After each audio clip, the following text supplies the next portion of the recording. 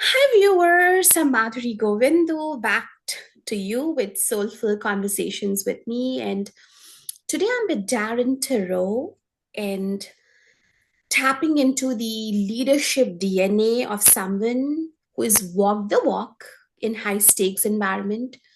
And Dr. Darrin, he's a retired US Army officer with 23 years of operational leadership, multiple combat deployments, and a wealth of lived experience.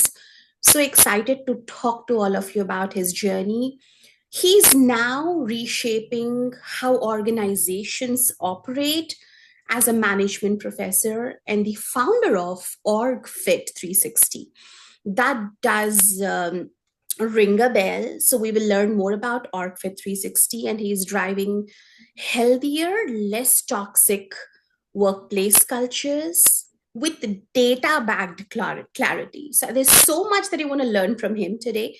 So this conversation digs into purpose, resilience, and how veterans can navigate the transition into civilian and academic life. And I can't wait to begin. So let's just get into it right away. Dr. Darrin, welcome to the show. And if you can help us introduce yourself a little bit, I have so many questions to ask you today. Thank you so much. First of all, let me start by saying thank you for all the world-class support and all the wonderful things you're doing to support veterans, specifically veteran mental health. It is such an important thing, as we head towards the holidays. A lot of veterans may be alone or maybe they don't feel connected to other veterans. So anything we can do to prop up and support and wrap our arms around other veterans is a very special thing. So thanks for all the work you're doing there, and I am absolutely honored. If I can contribute just one small thing to some of the wonderful things you're doing, count me in. Agree with you. We have so much to talk about. And the reason why this is so special is because before being a mental health therapist, I've spent about 18 years working for Google, Accenture, HSBC, Cisco, and other companies. And what you've done here is something so amazing. So, absolutely looking forward to hearing more from you. Now, I want to ask you, right? You've led everything, right from small tactical teams to large units in combat zones. Tell us a bit about that experience and what core leadership principle stuck with you across every level, and how does that fuel your current work? Tell us more about Sure. Yeah, sure. Okay. So I consider it any time that we can step into a leadership position, I consider that a gift. I take it very seriously, and I hope all leaders do because not only are we leading others in the moment, but it's such an amazing opportunity to leave a legacy.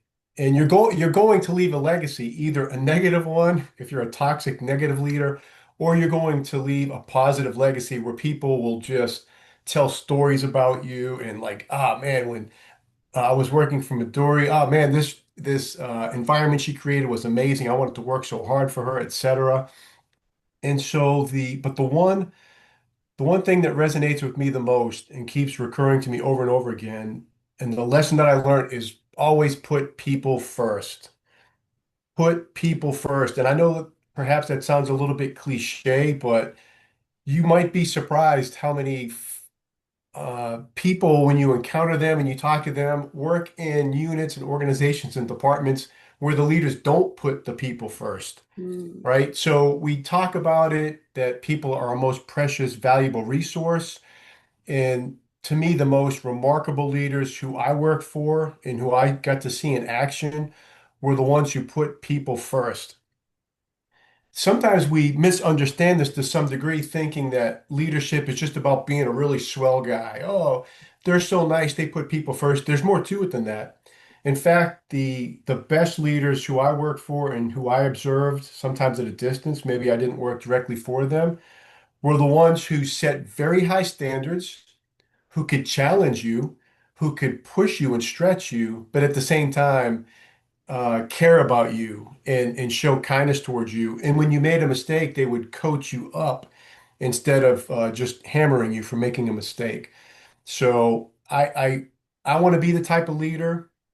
who is technically competent, that I understand the systems, the processes, the dynamics of whatever it is I happen to be engaged in. Mm. I want to be a conceptual leader, having a big vision and understanding the strategy of things. But the absolute most important thing to me is treating people the right way and putting people first. Not just, especially not just in words, but it's an action thing. Are you backing up these things with your actions? Oh, so agree with you, Dr. Darren, on that, right? As they say, you don't leave companies, you leave bosses, you leave your people, Yes, I right? like that one. Yeah, That's right. yeah. So, what I'm hearing is wherever you are as a leader, people first, because it's about people. They may not remember for a long time what you said, but they will remember for a long time how did you act with them. I think that is what you're trying to say here. People first is non-negotiable, is what I'm hearing. 100%. And I worked for some really amazing leaders, especially during my time in the Army. And probably at the very top of the list is a retired two-star general, Major General Abraham Turner, who, I mean, I like to say that this guy had more leadership in his pinky than most people have in their entire body. And it Mhm. was one very hot day at Fort Monroe, Virginia, and the power went out. So there was no power all across the entire post. And I was working directly for him. So the folks reached out to me and they said, "Hey, when can we set up General Turner's his generator at his quarters?" Well, I didn't know. It was my first time dealing with this. So I go in and ask him, "Hey, sir, when is a good time?" And he said, "You know what?" He used to call me DT. And he said, "DT, call them back, have them find a lower enlisted family, and actually just have them set their hook the generator up to their quarters." He said, I can afford to go get more groceries and this and that. They might have a tougher time doing that. So he didn't call a press conference when he did it. He just did it very quietly. But that let me know that he put people first, Mhm. not just by his words, but the things he did like that. Mhm. Such a solid lesson right there. I'm going to steal it from him. I'm going to call you Dr. DT. So Okay, all that right. is cool. That's fine. Yeah. Well, tell me, what was that moment that pushed you toward organizational behavior and workplace culture consulting, right, as your next mission? What was that moment? So it went all the way back to my younger days as a second lieutenant, as a platoon leader at my very first battalion, 1st Battalion, 34th Armor Regiment. And the whole time that you're going through some type of commissioning program, whether it's at West Point or if it's at going through OCS or like me, I went through ROTC. The entire time you're going through this, the message is always when you're a platoon leader, like it's the best thing you're ever going to do in the Army is being a platoon leader. So we're all excited about, meeting our platoon for the very first time, getting to know our platoon sergeant and being a platoon leader. And I was in an armor battalion. So I was the tank platoon leader. And as it turned out, our commander, the unit commander, was a very toxic guy. And so it tore me apart because I love being a platoon leader. I love my soldiers. I love the non-commissioned officers. They taught me so much. They trained me. They helped me become a very good platoon leader, thanks to them in most part. But the commander created a very toxic environment. And I was almost at the point where I just wanted to just, hey, you know what? If this is what the Army's all about, count me out. I'm gonna do my time and then I'm gonna get out and do something different. And then maybe a year into it, we just finished a major training exercise at the National Training Center at Fort Irwin, California. Somebody tapped me on the shoulder and said, "Hey, you're going to be the executive officer at the unit right next door." And I'm telling you, Midori, it could not have been a more night and day situation where the commander of the unit where I went was positive, he was encouraging, he understood war fighting, he was very much a coach and a team builder. So I went from, hey, you know what? I don't think the Army's for me with leaders like this to, oh man, I can't wait to keep growing in the Army, especially under this leader. So the moment for me was like the light bulb went off in a very real way that leaders are a thermostat, not a thermometer. In Hmm. other words, like leaders will dictate the climate, leaders will set the tone for units. So, I really didn't have any academic aspirations while I was serving. I was completely focused on serving. But when I get out, it was like, what an opportunity to actually do research on leadership and hopefully help leaders grow and develop so they can be less toxic. But that's the first time the light bulb went off for me. It was like, okay, leaders set the tone in organizations. Hmm. Dr. DT, that's so special about you. You were in a moment of being there, done that, but you came back and you said, what happened to me should not happen to someone. And they want to create this organization that promotes non toxic work culture. And the fact that we spend about 8 to 9 hours a day, that's almost like 70% of your life at work. It matters so much that you're walking into a place that is less politics, more productivity. So I hear you, and that is so special about you. Thank You you know, I'm for so doing that for us. I'm so glad you say that because one of the taglines of WorkFit 360 is, and one of my foundational beliefs is that nobody should ever drive to work with a pit in their stomach because it's a toxic work environment. Now, it doesn't mean sometimes the work itself might not have a lot of meaning or whatever, but sometimes that's out of our control or whatever, but the leadership environment should not be a negative, toxic. And so I want to set things up to the greatest degree possible, just one guy doing whatever I can to make the workplace a little bit better, so no one's driving to work with that pit in their stomach. Right, right. And now that we have a little bit of a context, I also want to ask you, the military environment is generally high pressure. And a lot of it I have understood that has shaped your understanding. How do you differentiate between a healthy workplace or a toxic workplace, right? What is your lens on it, take on it? Yeah, so once again, it all comes back to leadership. Mm, Leaderships are that thermostat where they can change the climate. A thermometer just kind of tells you what it is, but a thermostat will change it. And so a lot of it has to do with, especially in high pressure environments, high stakes environments. mm, The very best leaders that I observed were leaders now, and this is at all levels. Often when we talk about leaders and leadership, we often look up to these very senior leaders, and there's nothing wrong with that at all. mm, But we sometimes miss lower level leaders who are amazing leaders at that level. And so when I'm sharing this with you, these are like senior leaders who perform under pressure. These are more mid-level leaders, and these are really junior level non-commissioned officer leaders who understand that when the pressure is on in the most chaotic, confusing environment, what we call the fog of war, mm, where like bullets are flying and artillery's coming down, and you had this plan, but it went out the window because the enemy gets a vote, and it's just these leaders are rock solid and they remain calm under the most confusing situations. mm, They trust other leaders to get the job done. And when things inevitably go wrong, because they will, they step up and take accountability. They underwrite mistakes. Toxic leaders are the leaders who are very quick to point a finger and to point blame and don't take accountability. And so that's to me that's what makes the biggest difference. yeah, yeah.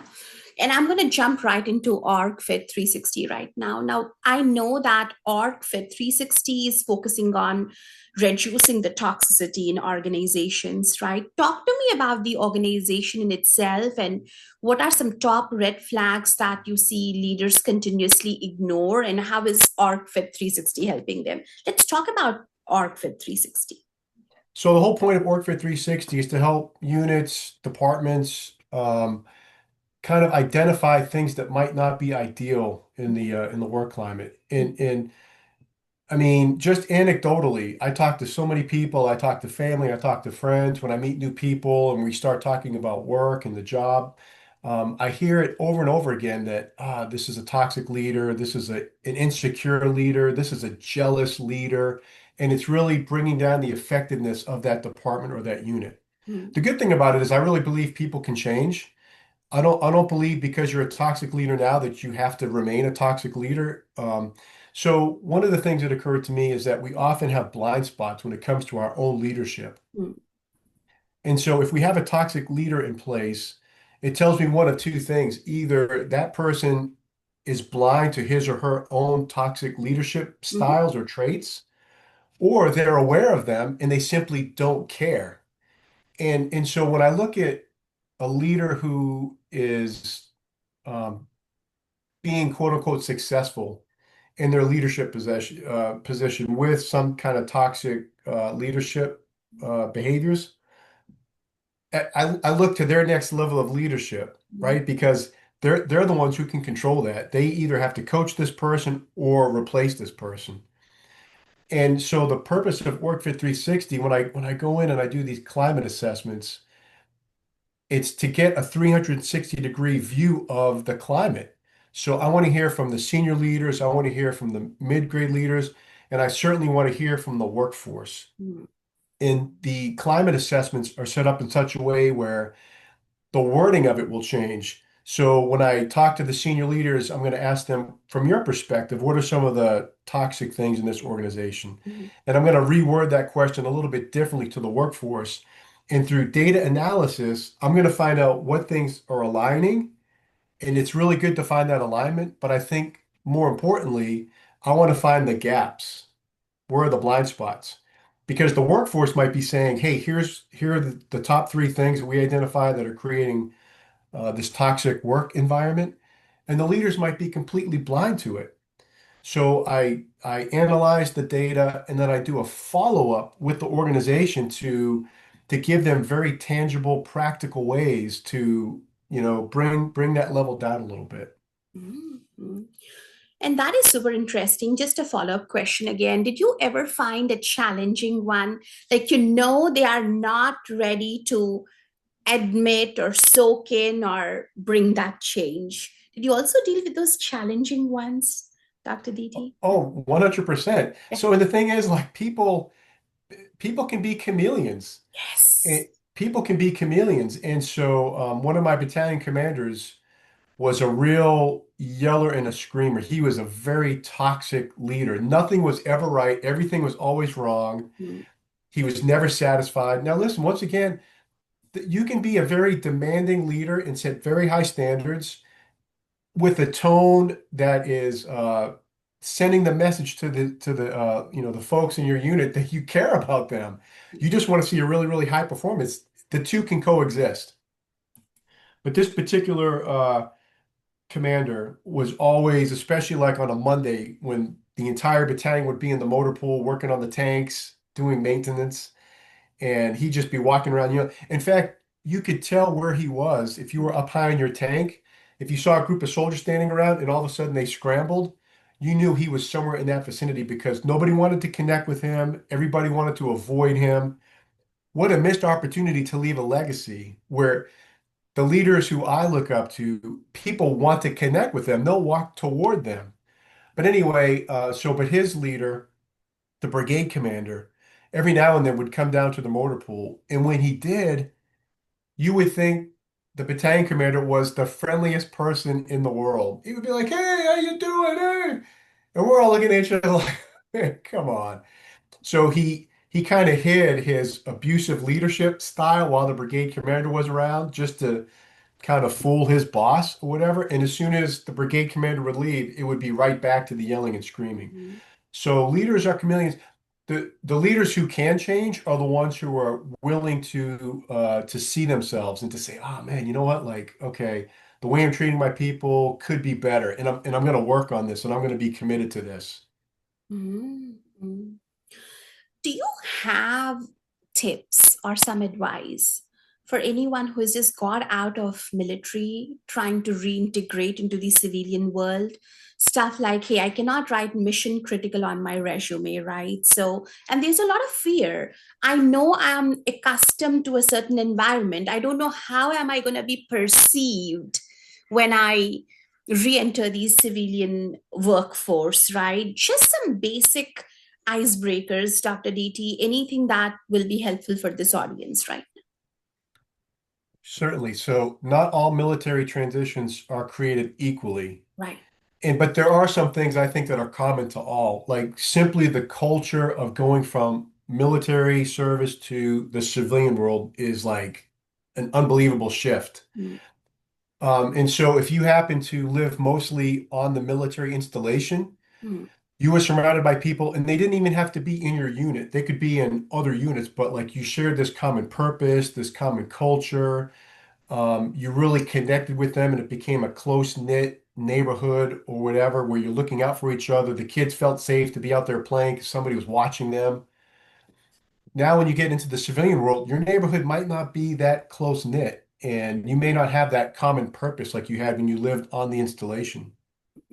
Even real simple things like if you were always doing your grocery shopping at the commissary, and for the first time you go to Kroger or Publix or Whole Foods, and you're going to get sticker shock at how high the prices are. mm, Something like that might really startle you.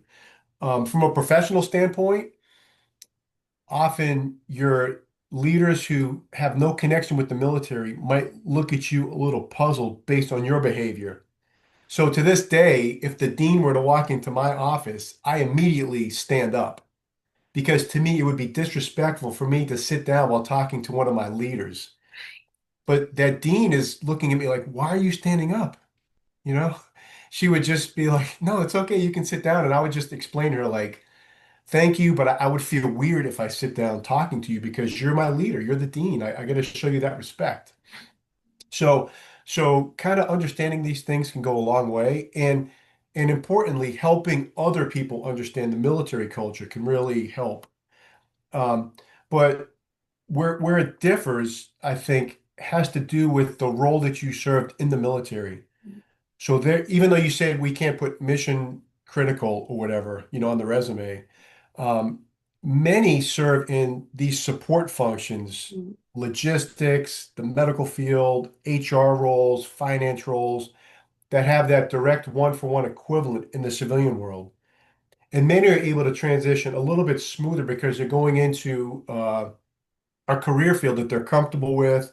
It may not be exactly the same, but at least they understand the concepts and things like that. But for the folks that we call that are on the tip of the spear, the war fighters, the infantry, the tankers, the artillery, probably like some surface warfare in the Navy, submariners who are just focused on the war fighting functions.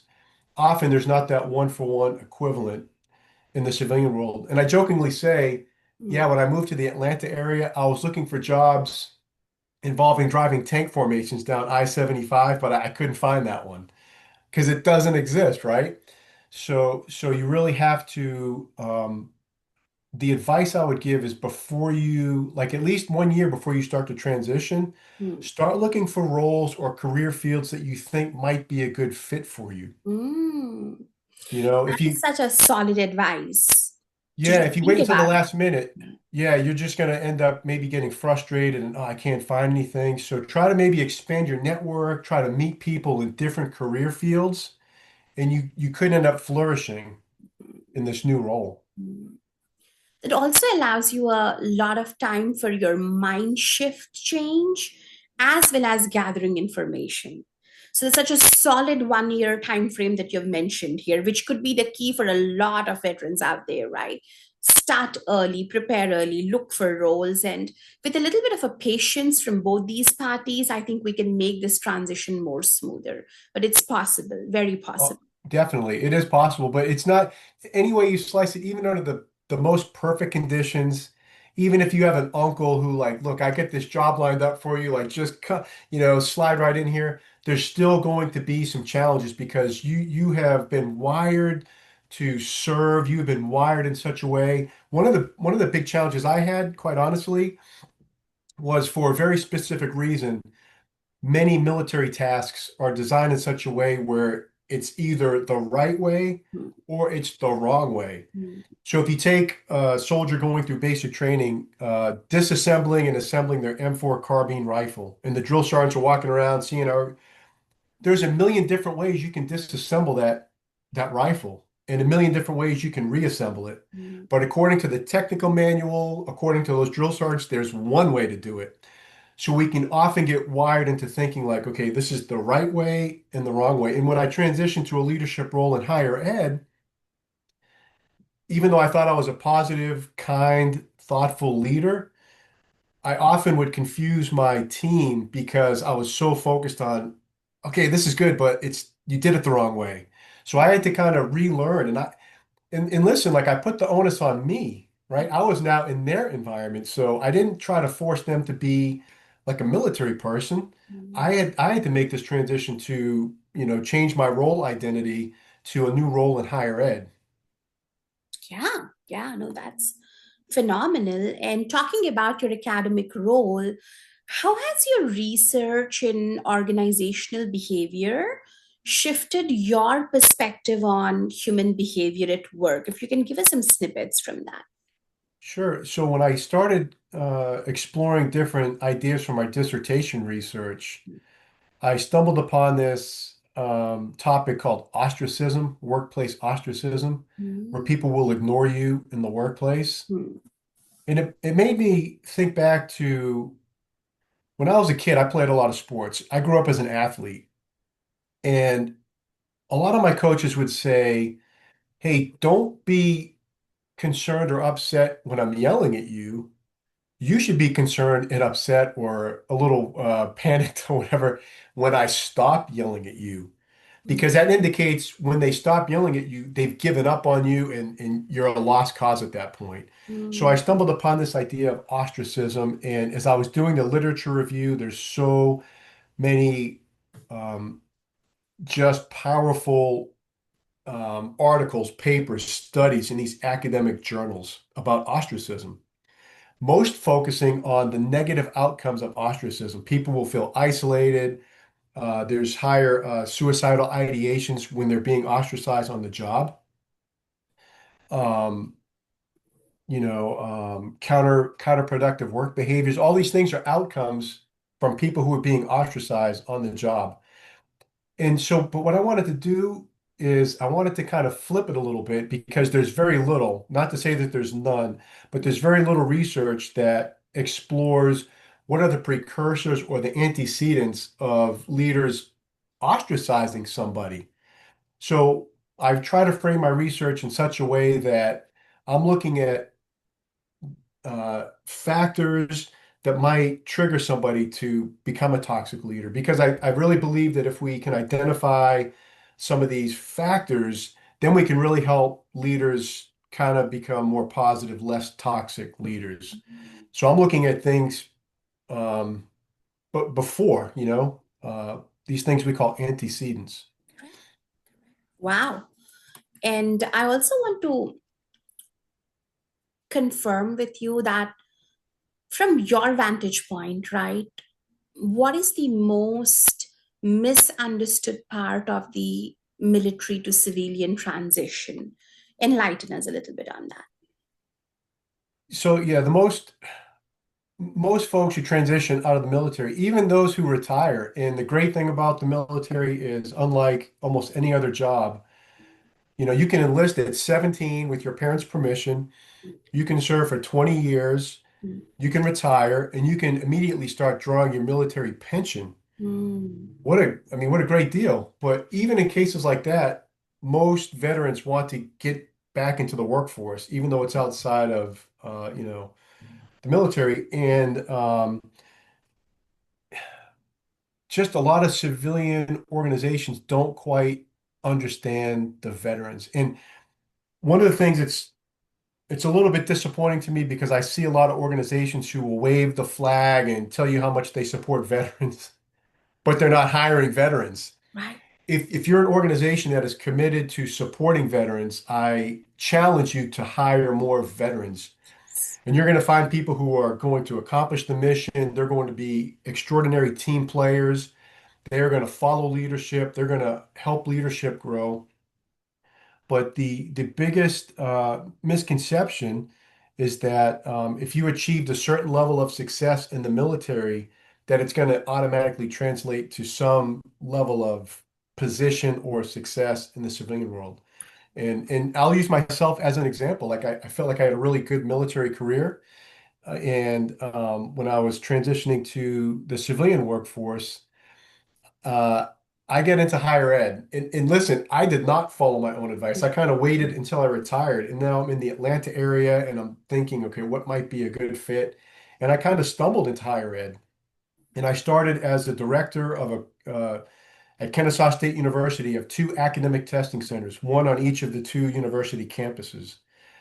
But as I was competing for that job, and I later heard the story from the director who hired me, Mm, she said, "Look, when I saw your resume, I could make two, like, I don't know what a platoon leader is. I don't know what executive, I don't know what this stuff is." And thankfully, she was very close friends with a two-star general who was serving in the National Guard, Maria Britt, who might still be serving. I don't know. And she sent my resume to General Britt and said, "Hey, can you look at this?" And then General Britt said, "Yeah, at least interview this guy. He's had a pretty solid military career." But honestly, if she hadn't have done that, I might have gotten screened out of that position. So, you know, companies almost need somebody in HR mm, who who has served in the military, who understands this lingo, and when they get these resumes, who can make a little bit of sense out of them. Otherwise, they're going to get screened right out of the system. And mm, that could be a reason why some veterans aren't being hired. mm, mm. We're sitting on pure gold here, Dr. DT. I think it's such an important message that you have passed to veterans, organizations, and civilians, right? Veterans bring along such important transferable skills: compassion, discipline, mission focused, and everything, working under high pressure. That is just not possible without that extensive training. And it's so important that when they come back, there is a little bit of a transition phase. But if the HR, the leaders, the organizations can be willing to keep their minds open and help veterans go through that transition phase, they are just dealing with pure gold that can become such valuable assets for the organization. So that is amazing, amazing what you told us right now. Oh, the other thing I would add to that is you were listing some of those things. It made me think about, like, if you want somebody with a global perspective, Hmm. it's another valuable skill that these veterans can add. So, in other words, we say people first, and certainly like that's within the unit. But during these deployments, when we are out doing patrols, we are in these remote locations all around the world. When we encounter like civilians in these different areas, like we show them the most respect and we try our best to learn their culture and to speak their language. Like we feel like we're there to really support and to help them. So when you add that to all these other skills, what a valuable asset you're going to be. You're going to get somebody who has a much broader picture of the world than somebody who maybe just grew up in hometown USA. Right, right, right. I think that's what even I did, Dr. DT. I'll share this with you. But when I wrote this book, Thank You for Your Service, Learning to Honor from Heart, this book is now a part of a lot of organizations. They are handing it over to employees and making this a part of their intensive training program, the employee onboarding right now, so that the existing civilian employees can understand veterans better, and the veterans can know that, okay, I am in a safe space right now. No one is judging me. No one is thinking that, oh, the moment you say a veteran, he must be angry. He must be direct. He may not have a lot of soft skills. And that is not the case. My dear world viewers listening, that is not the case with veterans. Meet Dr. DT, right? You see a lot of empathy, compassion in him when we are talking. So those are misconceptions, right? So yeah, just wanted to add that bit. Oh, that's awesome. And I can't wait to get that book. Yes. We'll talk after and whatever it takes. I'm ordering that book, no Thank, doubt. thank you. And moving back to so many things that I want to ask you right now. there are a lot of veterans out there who want to enter the college programs, and you being in the academic field, what mindset shifts or strategies would help the veterans entering the college programs stay grounded and avoid burnout? Because I speak to a lot of veterans who are students, being a veterans therapist myself, and it's overwhelming for them sometimes. This idea that I may not be able to do it, right? So help us with that a little bit. So there is an amazing organization out there called CALE, not the green leafy vegetable, but it's called the Council for Adult and Experiential Learning, and they do so many just extraordinary things to support adult and non-traditional learners. And a subset of that is focused on military connected learners. Mm, And so the advice that I would give folks considering like going back to, we have never had a more educated military force. Back in like the World War II era leading into Vietnam, like the officer corps were the educated ones and they had the degrees, and the enlisted force were the folks who just went to high school and then just joined the military. Now, our enlisted force is very highly educated. Many have at least a bachelor's degree, many have advanced degrees. But for those who either haven't started in college or want to continue, I would say look for schools, universities, colleges that support something that we call credit for prior learning, CPL. Find universities that have an established veteran resource center, and find the schools that have a reputation for supporting veteran learners. When we go back to this credit for prior learning, go to these institutions that when you send your joint services transcript, if you're, Army, Navy, or Marines, if you're in the Air Force, you're going to have something called a transcript from the Community College of the Air Force. When you send that into a university, pick the one that's going to give you the most bang for your buck, that's going to give you an honest, objective evaluation of your transcripts. And as you're mapping out your degree program, they're going to say, oh, okay, oh, you've done this. Okay, this looks like maybe you can get 3 credit hours for this, and this can get you 3 credit hours. It's going to save you time, it's going to save you money, and you're going to be much more likely to complete that degree.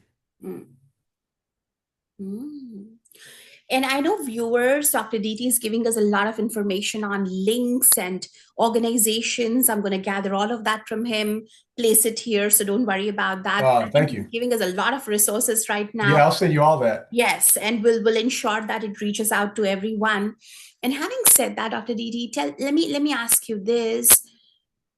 Someone who hasn't prepared that 1 year time frame that you said, right, never thought about leaving army and never did the preparation, but life happens, stuff happens with family, and they leave the army, right? So what's one piece of advice you wish someone had given you right after you left the army, and one that you would pass on to those who would just leave the army without prep? What would that Yeah, I think that would be, I mean, the advice would be if you didn't prepare, you should have. But like you said, hey, it's too late. Like we are at this point, and here we are. be? Um, it's just, I would say, like be open to opportunities. I think I'm a living example of somebody who took advantage of opportunities. Look, I goofed off all the way through high school. I was the jock athlete who just did barely enough in school. I didn't have some aspirations to one day be, a university professor. But as especially when I joined the Army, that's the first time where I had purpose, motivation, direction, and I realized like, wow, I can actually have a very solid career and grow and have responsibility. And throughout the years, like an opportunity would present itself, and I would embrace that challenge. Hmm. And so be open to different opportunities, even if it's outside of what you thought it was something that you would want to do. I never thought I'd end up in higher ed. I thought I would be involved in something else. Hmm. And what I learned through this experience is that if you're not intrinsically passionate about where you end up landing, find a way to be passionate about where you land. And if you can bring your passion and your fire that you, when you led in the military, if you can bring that to your civilian leadership position, your team will rally around you. Your leadership will look at you like, oh, what a breath of fresh air. We have somebody who is so passionate about what we're doing here. And so, and it's something you can't fake. People will spot a phony.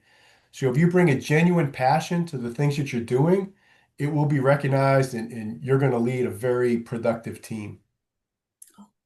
This conversation was definitely a breath of fresh air, I can tell you, because you are defining it from a civilian lens, veteran lens, academic lens beautifully here. Such a wonderful combination of this expertise that you have, Dr. Didi. Now, if someone needs to approach you as an organization 360, right? Talk to us about the process a little bit. How can a veteran, civilian, and organization reach out to you, and what happens then? How does that whole process look like for us? So I've got a website, Mhm. OrgFit360. I think it's .com. My apologies. Mhm. It might be .org, but then also through LinkedIn. I've got a presence on LinkedIn, OrgFit360, and it's in the fledgling stage, to be quite honest with you. Um, I had plans to really build it up kind of this last semester. And then at the last minute, I had this amazing opportunity to become a visiting professor Mhm. at the University of North Georgia up in Dahlonega, Georgia, which is the military college of Georgia. And so it brings me right back to this campus where the cadets are standing in formation and they raise the flag every morning and they lower the flag and the bugle calls. So I didn't want to pass up that opportunity. But OrgFit 360 is still out there, and I want to work with companies, I want to work with leaders, but I want to work with folks all up and down that leadership chain to really make a positive difference. Right. And that allows us so much of flexibility because you have, as you said, you have a 360-degree view of everything that's happening at all levels, right from the top leadership to bottom, and then you can help them integrate with each other better. But I think I will have your website, your LinkedIn profile right there as a part of those resources, and the world out there, a lot of them need you. You bring that expertise that is very, very rare, and we need you. You're a blessing, Dr. Didi, and think the university is absolutely blessed to have you there as a visiting Thank you. professor. And yeah, but I want to offer you a little bit of a time. Anything else that you have for us, civilians, veterans, organizations, etc.? Any last piece of advice? Anything else? Absolutely yours. Oh, thank you so much. So I really believe that life is about relationships. Um, Nothing is more valuable than relationships. And if you think about any material good, if you think about the fanciest car, if you think about the most beautiful mansion or this beautiful castle, over time that will erode. It will break down. Relationships are the one thing in life that can get stronger and richer as we age. Everything else is in a state of breakdown. But Yes. even though our bodies might break down, our relationships can get better. They can be more rewarding. So always, you know, take time to nurture the relationships that you already have. And as we know as people, listen, I start every one of my classes by saying this: there is not one perfect human being on this earth. Yes. So if there's not a perfect person, there's no perfect organization, there's no perfect job. In life, we should be doing this, growing and improving. And it's not a straight line. There's going to be some bad times in there. And then if you can be resilient and you have people to help you and support you like what you're doing, we can bring it right back up. So pay very, very close attention to your relationships, nurture your relationships, work very hard to keep those healthy.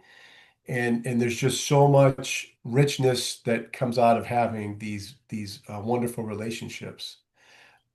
It's the basis of everything we do, I think, in life. Such a heartwarming note, Dr. Didi. Such an important reminder that everything's depreciating in its value, but it's relationships that it's aging like fine wine right now, and we should invest in people, There invest in you go. the future. You're such There an you go. important reminder. Well, blessed is the university, so are your students, and so is our audience today. It was lovely knowing everything about you. And team, I'm going to put all the resources for all of you to reach out to Dr. DT. And I think we'll have one another full episode just for veterans on how can they make we can make the transition better for them, or what are the things that they need to keep in mind in the transition. Would love to reconnect with you again for Oh, another episode. absolutely. Count me in on that. I commend you and I salute you for all the things you're doing. Seriously, you're making an impact. You're making a difference in people's lives and veterans' lives, and I applaud you for that. Thank you. All right, I'm going to see all of you with another episode, and thank you for viewing this today.